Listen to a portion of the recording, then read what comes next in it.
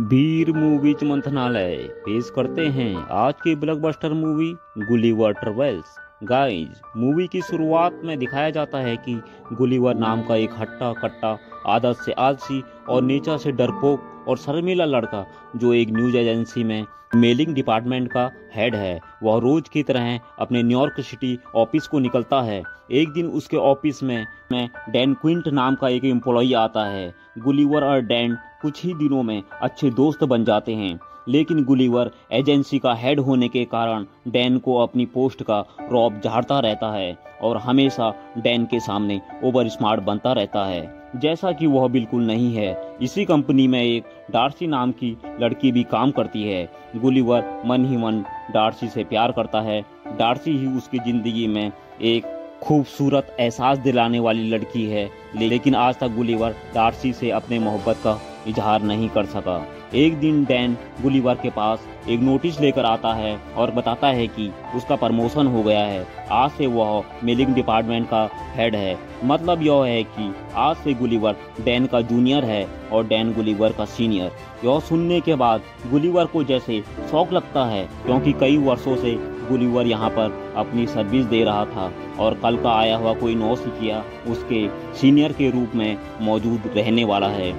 Gulliver का लटका चेहरा देखकर डैन उसको कहता है कि दोस्त, तुम्हारे अंदर कोई कमी नहीं, लेकिन तुम अपने बारे में कुछ नहीं करते, हमेशा घबराते रहते हो, इसलिए डेजी भी आज तक उससे दूर है। गुलिवर को यह बात चुभ जाती है, क्योंकि वह एक शर्मिला डरपोक लड़का तो था ही, उसकी हिम्मत को किसी ने इस तरह लड़कारा था। अब गुलिवर बड़ी हिम्मत के साथ डार्सी के ऑफिस में जा पहुंचता है और अपने दिल की बात बताना चाहता है, लेकिन डार्सी के पास पहुंचते ही उसकी फिर से टायर पंचर हो जाता है और वो वहां से निकलने लगता है। तभी डार्सी की नज़र उस पर पड़ती है और पूछती है कि तुम यहाँ पर कैसे आए।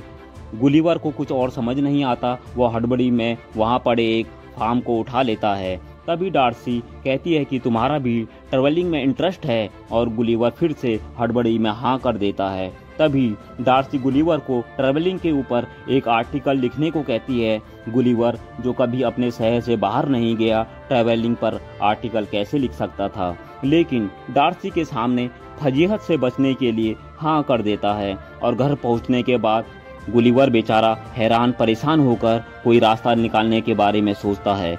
तभी उसके दिमाग में एक आइडिया आता है और वह इंटरनेट से ट्रैवलिंग पर आर्टिकल डाउनलोड कर लेता है। दूसरे दिन बड़े कॉन्फिडेंट होकर डार्सी को वह आर्टिकल दिखाता है। आर्टिकल देखने के बाद डार्सी बहुत खुश होती है और साथ में इम्प्रेस भी होती है, जिसके बाद डार्सी अपना एक प्रोजेक्ट गुलिवर को दे देती है।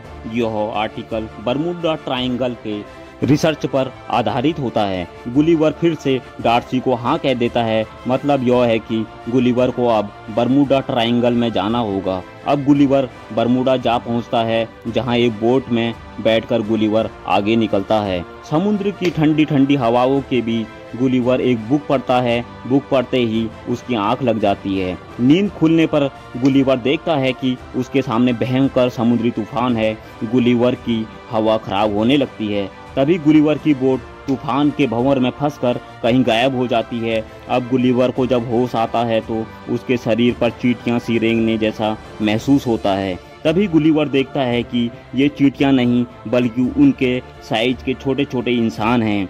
उन्होंने ही गुलिवर को बुरी तरह जकड़ा हुआ था। तभी उन सूक्ष्म इंसानों का जर्नल सामने आता है और गुलिवर से कहता है कि तुमने हमारे दुश्मन की मदद की है, इसलिए तुम्हें कैद किया गया है। अब तुम्हें हमारे राजा के सामने पेश किया जाएगा। गुलिवर को ये सब सपने जैसा लगता है, उसे कुछ समझ नहीं आ रहा था। तभी गुलिवर तेजी से उठ खड़ा होता है और खुद को सपने से जगाने की कोशिश करता है। तभी उनका जनरल गुलिवर पर भाला दे मारता है और बाकी के सैनिक गुलिवर को रस्सियों की मदद से फिर से जमीन पर गिरा देते हैं। अगले सीन में दिखाया जाता है कि गुलिवर को एक बड़ी सी गाड़ी में लाद कर लुलिवर साम्राज्य में पेश किया जाता है, जहां के बच्चे बूढ़े गुलिवर को देखने के लिए जमा होते हैं, क्योंकि उन सबको गुलिवर कोई दानव नजर आता है। अब जनरल अपने राजा से कहता है कि यह दानव हमारे पड़ोसी दुश्मन से मिला हुआ है, लेकिन गुलिवर कहता है कि मैं इन सब को जानता भी नहीं, इसकी बात बिल्कुल नहीं सुनता, क्योंकि वह राजा की बेटी को पटाने के चक्कर में पड़ा हुआ था, जिसका नाम प्रिंसेस मैरी होता है। वह मैरी को खुद को एक बहादुर योद्धा दिखाना चाहता था। अब गुलिवर, जो खुद किसी को पटाने के चक्कर में यहाँ तक पहुँच गया था, किसी और के पटाने के चक्कर में फंस जाता है। अब गुलिवर को एक गुफा में कैद कर डाला जाता है और खाने को घास दी जाती है। यहाँ गुलिवर की एक और कैदी से मुलाकात होती है, जिसका कसूर यह था कि उसने प्रिंसेस मैरी को प्यार भरी नजरों से देखा था, तभी से उसे कैद में डाल दिया गया था। अब गुलिवर को ये लोग अपने काम में उपयोग करते हैं, जैसे खेत जोतना, सवारी की गाड़ी खींचना।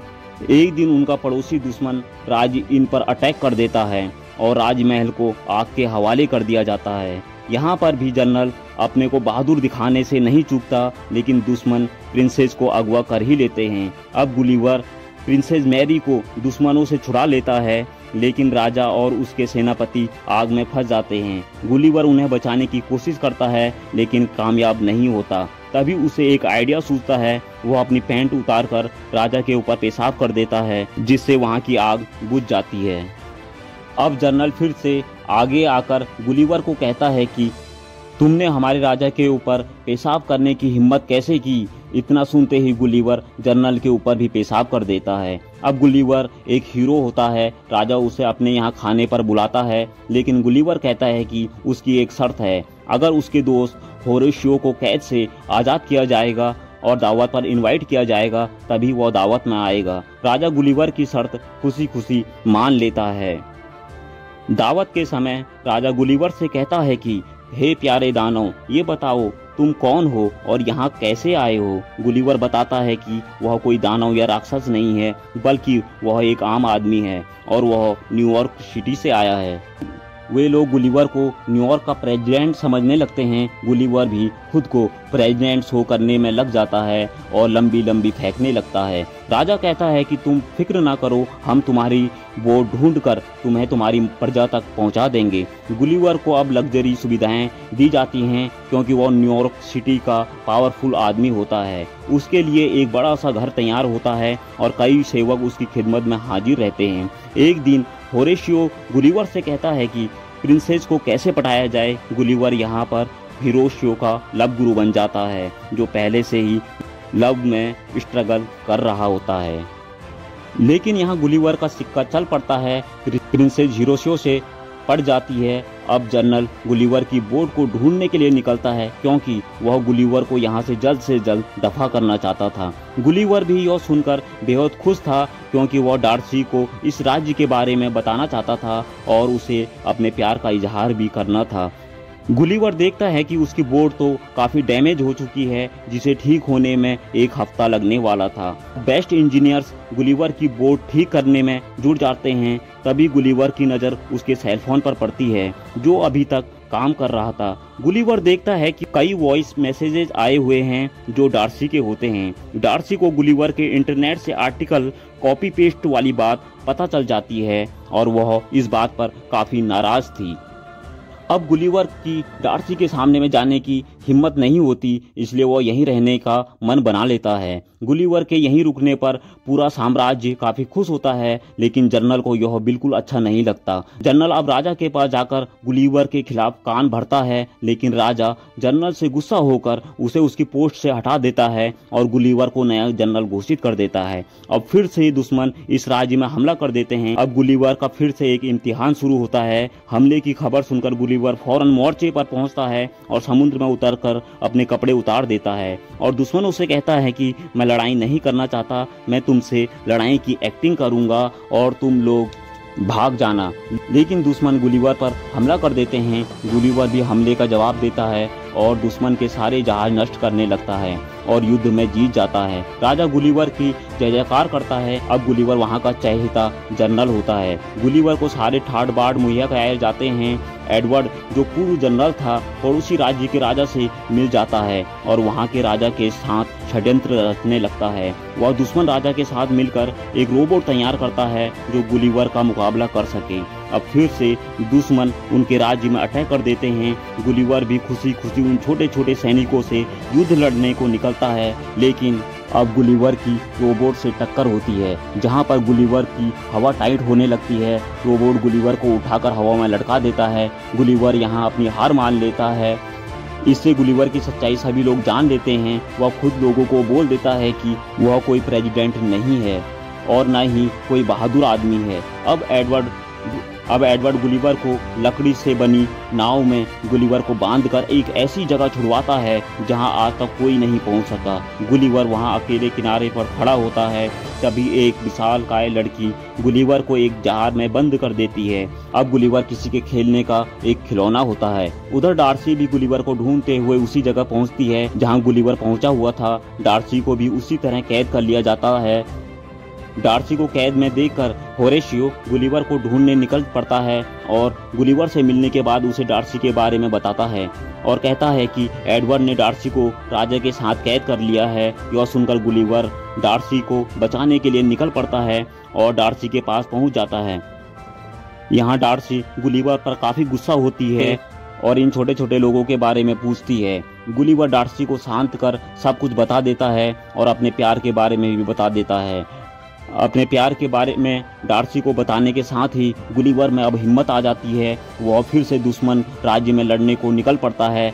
यहाँ पर फिर से गुलिवर और रोबोट का आमना सामना होता है। गुलिवर बड़ी बहादुरी से लड़ता है, लेकिन रोबोट गुलिवर पर भारी पड़ जाता है क्योंकि इसे पहले से एडवांस बना लिया जाता है। लेकिन फिर मैदान में होरेशियो उतरता है। वो रस्सी से रोबोट के अंदर घुस जाता है और सारे वायर काटने लगता है। अब गुलिवर रोबोट की कैद से आज़ाद हो जाता है और रोबोट को मार कर नष्ट कर देता है। पूरी प्रजा गुलिवर और होरेशियो के ऊपर फूल बरसाती है और राजा भी होरेशियो को अपनी लड़की दे देता है और नया राजा घोषित कर देता है। डार्सी भी गुलिवर को माफ़ कर देती है और यहाँ पर गुलिवर डार्सी को प्रपोज करता है और डार्सी मान जाती है। दोनों खुशी खुशी अपने शहर को निकलते हैं।